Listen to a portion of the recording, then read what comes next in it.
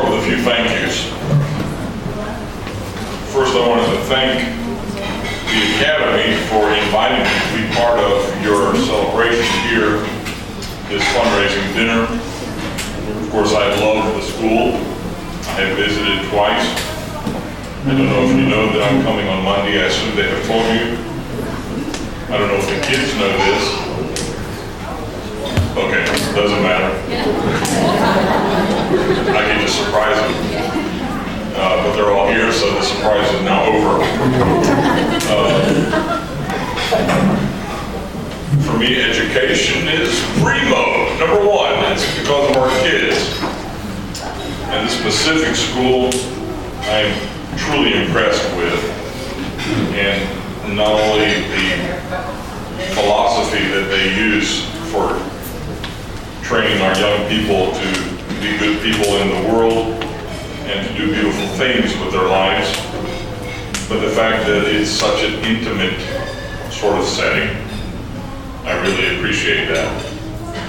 I want to also thank the St. Nicholas Parish for hosting this fundraising dinner. If it wasn't for you, probably we would be borrowing the gym of some local high school. You can laugh now if you want. And so we thank you. Thank you to the kids for your prayers and for the beautiful hymn of the Holy Cross that you chanted so nicely 3 times, as if you were in the church properly 3 times, this hymn. By the way, I went to the seminary in Boston for the Greek Archdiocese, and it's Holy Cross, and so that was actually our school fight song. How colleges have their song, as a seminary, that was our fight song.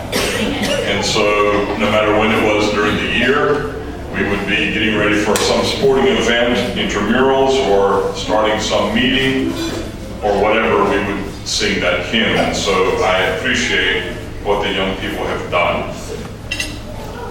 I also wanted to thank everyone for taking time out from your busy schedules to be here today, to be with us, and by offering your prayers, and many of you your time, and many of you your treasures. This is how the school stays alive. It doesn't have to make a huge profit, it just needs to stay alive. And it stays alive because you have been generous in giving. Father Ken told me you started with 8 kids. The fact that you had 8 kids and you thought you were going to do something shows me 2 things. You are faithful and you're crazy to try anything. But now you have a school with 43 kids, and now you're talking about taking another floor of the building. This means that there's huge growth in what you're doing, and for that, your kids will thank you in the future. They may say thanks now, but they won't really understand until the future, when they see what that education meant to them, will they really thank. I promise you they will remember.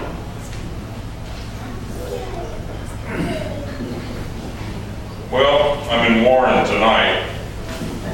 I was in Cleveland for 3 days. Prior to that, I was in Atlanta for 3 days. Prior to that, I was in Chicago for 5 days. And prior to that, I was in Binghamton for 3 days, and then Constantinople for a week. That's been my month since the end of August. Let me just tell you what's happening in the Orthodox world from the top down. In Constantinople, that's Istanbul, Turkey, but Constantinople is the name that we use as Orthodox Christians because that's the city of Constantine that used to be called Byzantium. And when Constantine moved the capital of the Roman Empire from Rome to Byzantium, he was a little bit of an ego guy and named the city for himself, Constantinople. We were there at the invitation of the Ecumenical Patriarch, Bartholomew I. He invited all the bishops of the Ecumenical Throne. That means all the church's bishops that have Constantinople as their patriarchate. Not Antioch, not Jerusalem, not Alexandria, or any of the newer ones, like the ones in Russia or Serbia or Romania or Albania or anywhere else. Just the Ecumenical Patriarchate itself. There were 135 of us meeting together. And when bishops get together, they sit by rank. So if you can imagine, we're in a church, which actually was Holy Trinity in Constantinople, this size room. The patriarch was back there where the doors are, and I was over here. I'm one of the newer bishops. I am just closing in on my 3rd year as a hierarch in November. And so all the older guys were sitting near the front, and the younger guys were back here. And we couldn't even see them from where we were sitting. They had screens on the side of the room in this church. And if you are familiar with how bishops, when they meet, they dress, they have an andiri, the cassock. They have the ixoraso, which is the black robe with the big sleeves. They have the little black hat and the black veil. When it's 95 degrees outside and 120 in the church, and you're sitting in black all day long, the guys up front had to maintain protocol. The guys in the back were taking stuff off. They couldn't see us, we couldn't see them.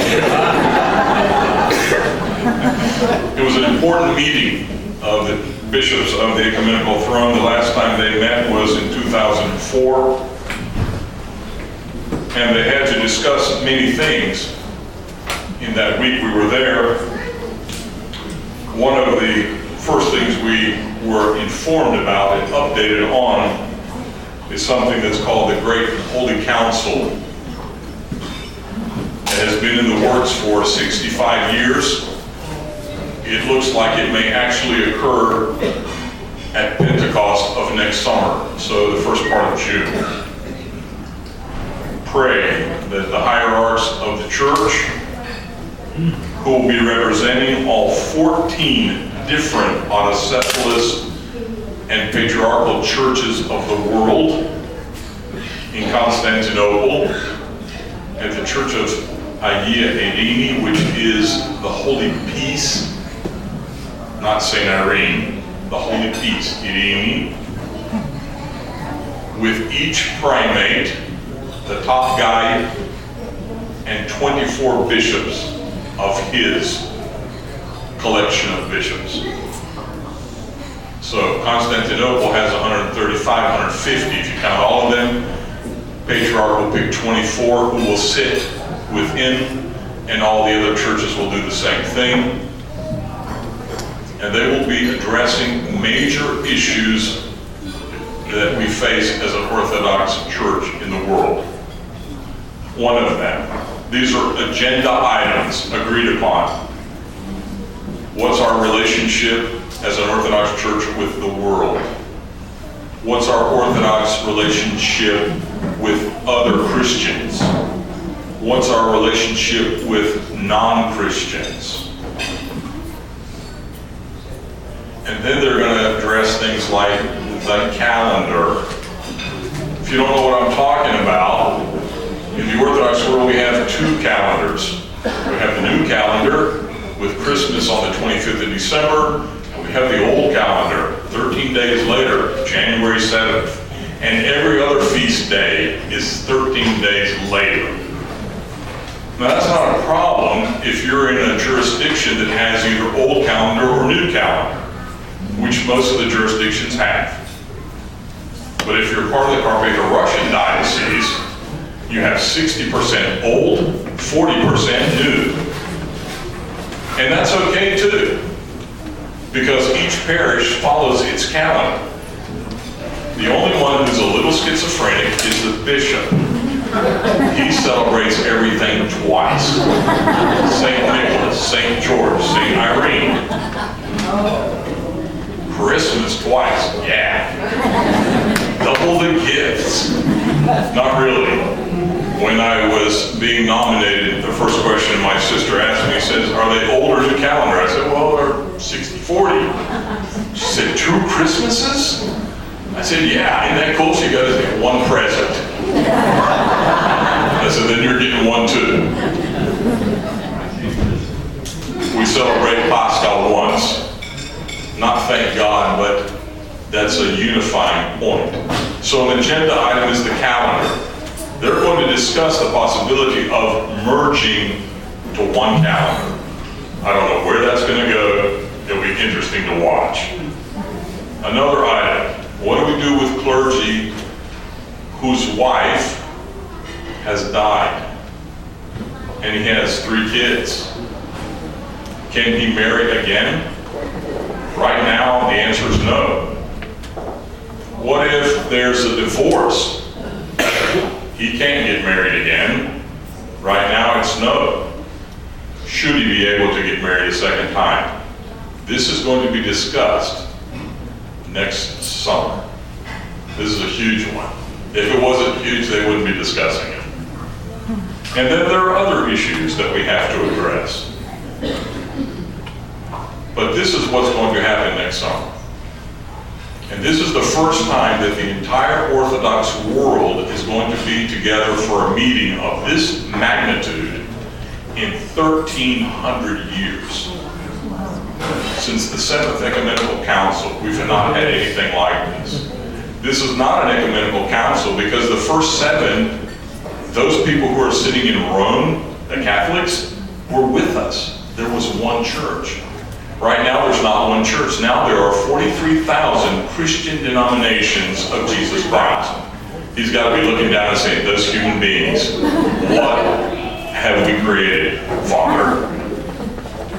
Well, we'll have to fix it when I go back. So he'll show up and there'll be one church again. But until that time, we struggle. That was Constantinople. There were dialogues, of course. Updates on the Orthodox and the Catholics, the Orthodox and the Anglicans, the Orthodox and the Lutherans, the Orthodox and the Reformed Dutch, the Orthodox and the Jews, the Orthodox and the Muslims. There are people who talk about our relationships.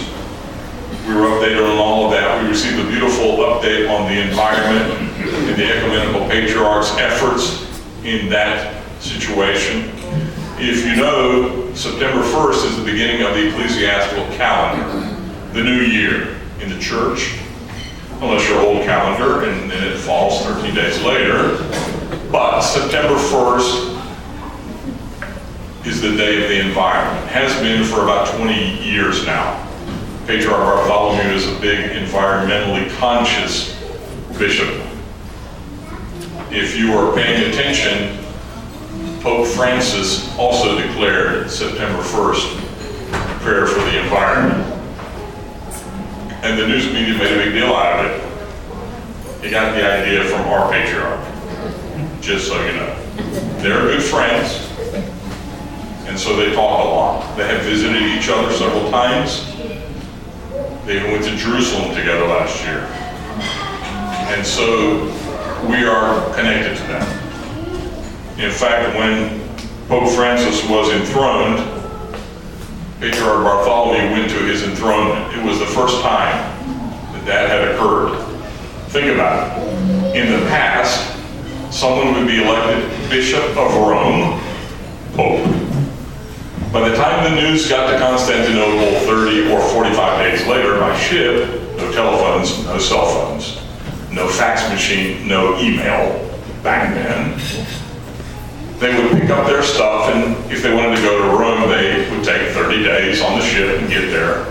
They might show up in Rome and the guy who had been elected is already dead and they have already elected a new one. If you know history, this happened many times. Popes didn't last very long for various reasons. Okay? And so he was there. So after the enthronement, The first person that Pope Francis met with was Ecumenical Patriarch Bartholomew. Just the two of them, nobody else, for 80 minutes. So you can imagine the dialogue. Congratulations, Francis. Well, thank you, Bartholomew.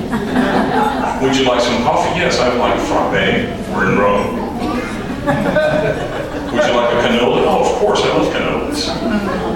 Well, that takes about 5 minutes. What do they talk about the rest of the time? Probably the efforts of the two churches to move closer together, because they see what's happening in the world out there. And it's not a good place if you're a Christian. If you don't know what I'm talking about, you've had your head in the sand. Turn on the TV and watch what's happening to Christians around the world, including our own country. And Charleston was Christians that died. So be conscious of what's happening. And we had a beautiful presentation on bioethics by one of the metropolitans of the throne. Things in science that are moving so fast that the church has to get involved somehow to at least express an opinion. Do you know that scientifically now we can take a female egg and we can put genetic material in it from as many adults as we want? So let's just say we have a female egg and 5 adult males have donated some genetic material, and 3 females have donated genetic material, and it's all put into one egg, and the egg starts to develop normally.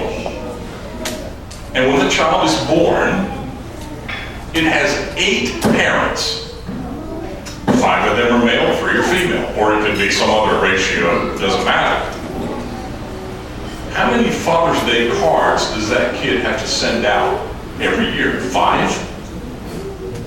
1 father, 1 mother. Just because we can do something doesn't mean we should do something. I'm a scientist. I was in medical research for 20 years before I went to seminary. That's cool stuff. But you better be thinking about what's happening ethically and how that impacts our faith. This is coming, my friends. And the church has to respond. And there are people that are working on that. And then another crazy idea that he talked about, which was fascinating to me, again as a scientist.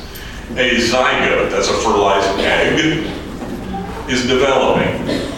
At 14 days, it actually splits to create twins. Now, it had a soul at the beginning. When it split, did the soul split into 2 halves? Or are there 2 souls? And in 18 days, they have proven this now, many twins actually merge again and become one. Does that new one have 2 souls or 1? This is stuff that theologians and seminarians will be discussing for years to come, trying to figure out. But these are issues that are real to us as a church, and we still have to talk about it. So that's what happened in Constantinople. A week ago, I was in Chicago. The Assembly of Bishops, Canonical Bishops of America met. We have about 53, 45 of them were there. And we discussed a couple of things. We discussed the youth of America. That one's easy, if you can believe it, when it comes to bishops.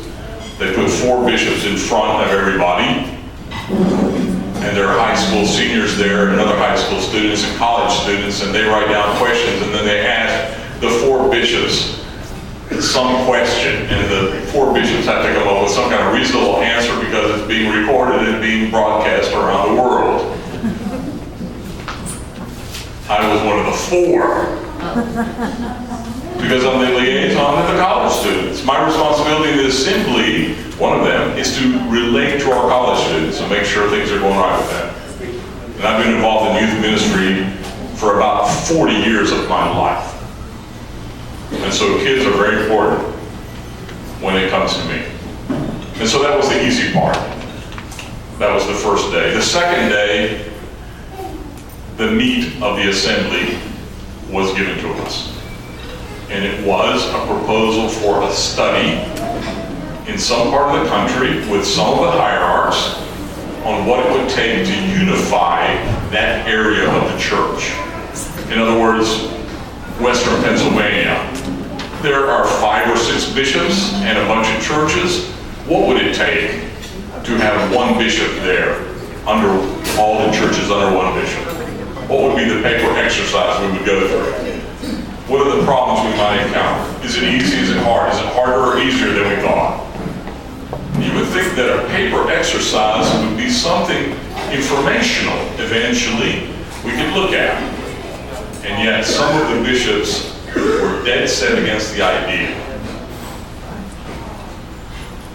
I'm not going to say which ones, but if you go to the internet, you can find them. And I don't think it's because they necessarily are against the idea. They're representing the mother churches who invited us 7 years ago to do this. And now they've changed their minds, some of them, for various reasons. You go, girl. And she's still laughing. That you should have been at the assembly. That's what we need. We need kids running around who are watching us as hierarchs come up with the reasons. I won't say what kind of reasons. Just reasons for not doing this. And every one of the primates of the 12 churches in America that are represented was supposed to give a position paper representing their diocese. First one up was Archbishop Demetrios. He is the leading hierarch in America, and according to tradition, he says the elder goes last. And so he went to number 12. The next one up happened to be the Carpatho-Russian bishop. I got to speak first. Oh joy. Without notes, for 15 minutes, I told him what I thought. And then the rest of them read their report. Boring. I mean, they were nodding off, some of the bishops, with other things. We cannot put our head in the sand. I don't say it's going to happen tomorrow or next year or even in the next decade. But at some point, the church in America is going to be unified, or it's going to die. One or the other. Okay? Don't applaud, because we might die, and that would not be good. So what I ask for you to do is to pray that God will enlighten the 53 bishops of America to do what He wants, not what I want, because I don't know that I'm right, or that any of them know what's right, but that we are enlightened by the Holy Spirit to do what we're supposed to do as leaders of the church in America. That's what I ask from you. And for you to be informed. You need to know what's going on. And if you don't know what's going on, ask your priest. And if he doesn't know what's going on, have him ask your bishop.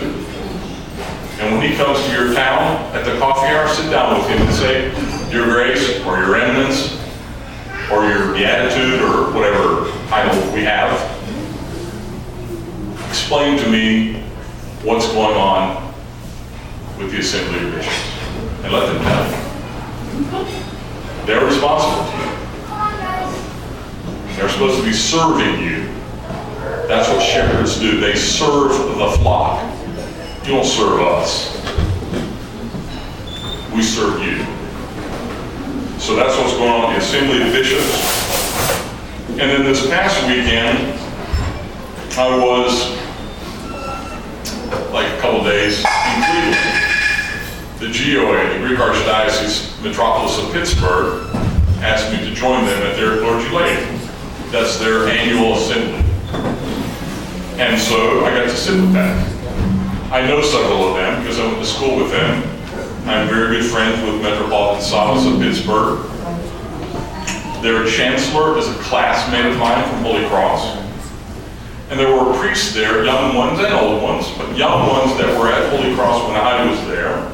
He, at the same time or right after me when I was serving as dean of students. And there were older guys there that I've known for years.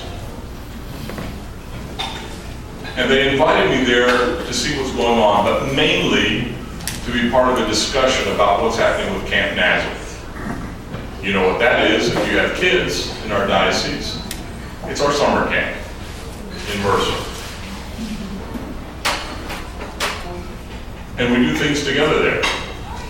Since 1977, they have been there with us different weeks. Even the Episcopalian Church of Northwestern Pennsylvania comes to the facility since 1977. And we're making changes there, improvements, enhancements. And that kind of stuff always costs some money. I don't worry about money. I worry about us working to make things right, to make things better. For who? Not for me. I already have air conditioning in my room, but the cabins don't have an air conditioner. The kids are sweating, and they're not taking showers every day. I take a shower every day or 2 or 3 times a day if I want. I have a shower in my room. They don't. And other things that we're, like a washer dryer in the cabin. That'd be cool. Kids got dirty clothes, wash them. Dry them. 70-inch flat screen TV in every cabin. No way. I deny them that one. Not. Well, that stuff costs money. And so we didn't even talk about numbers. Just the fact that we need to work together, trust each other to do what's right. And you left, Father Stephen. But today I think we punched a ticket. They're ready to talk serious though now. I'll let you know what they said at the end. And so I was with those brothers there. They sent greetings because I told them I'm coming here. I told them I said hello. Okay. And so we now come to Warren. We're here because there's a school that had 8 and now has 43 kids. And it's because we love our kids that we would even think to do something like this. Because we're not satisfied with what the society has created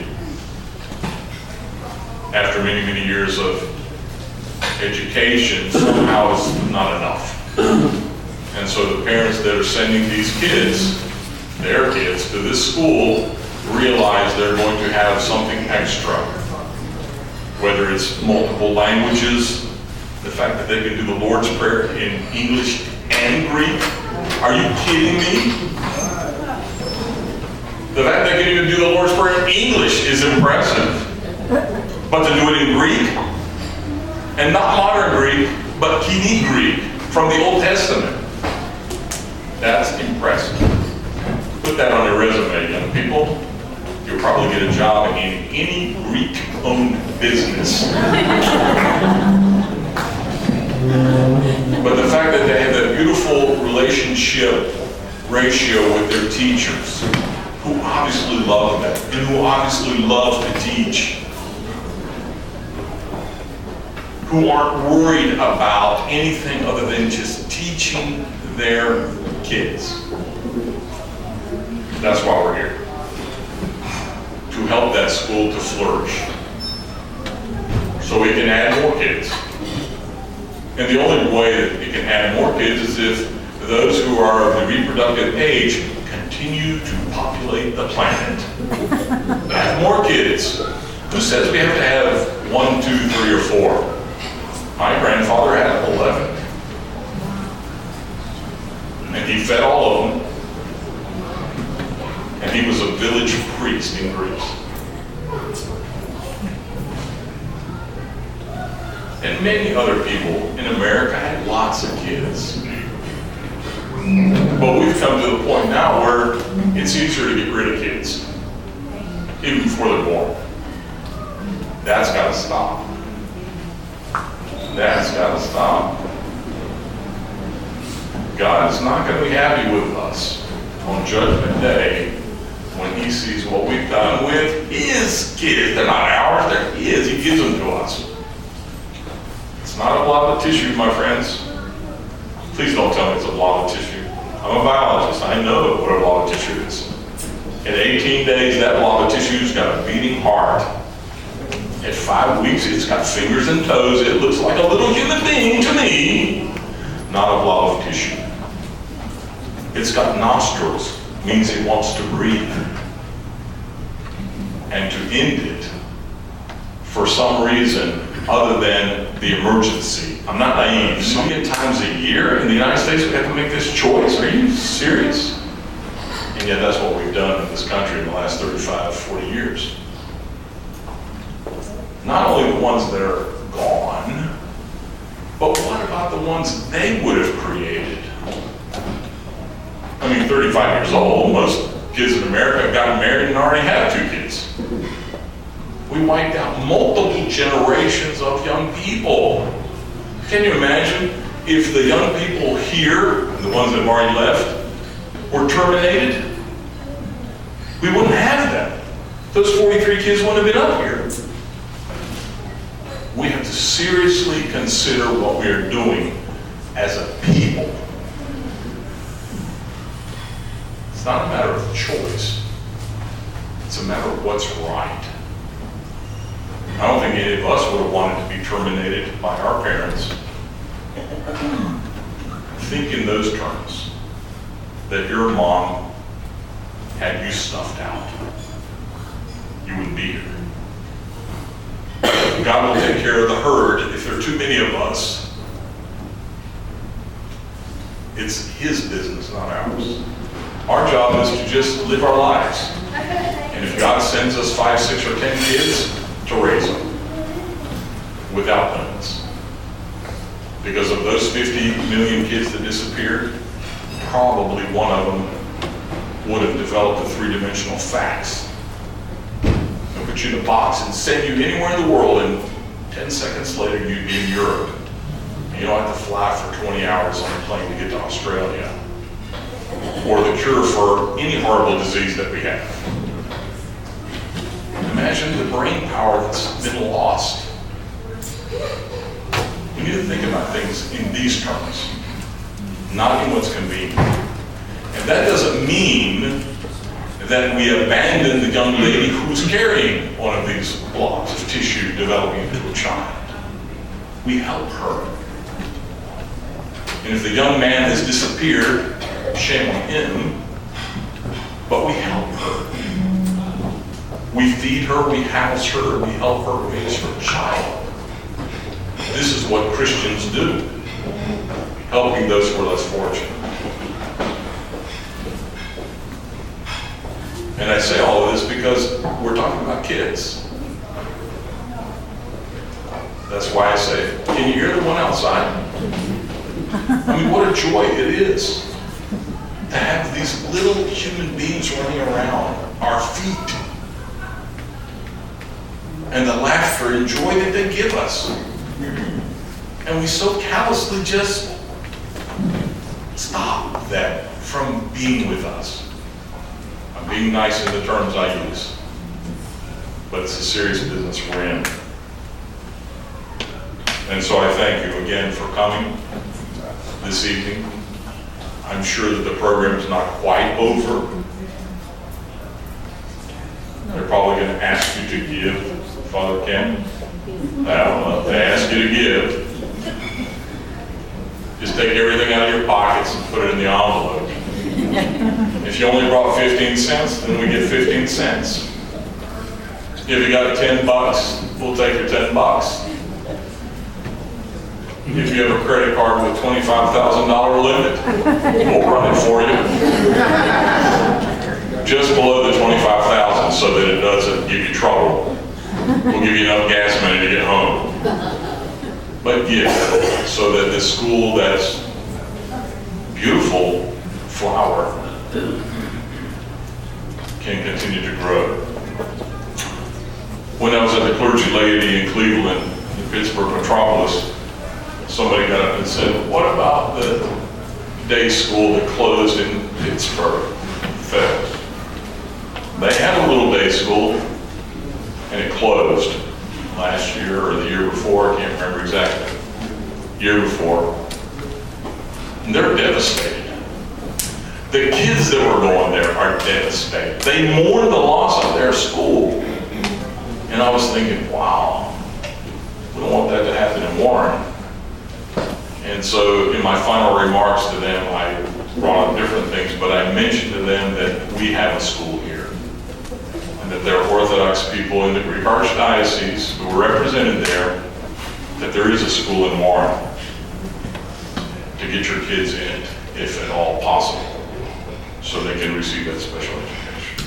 Know that I love you, I care for you, I pray for you, pray for our kids. We need them to grow up into beautiful Orthodox Christians. Thank you.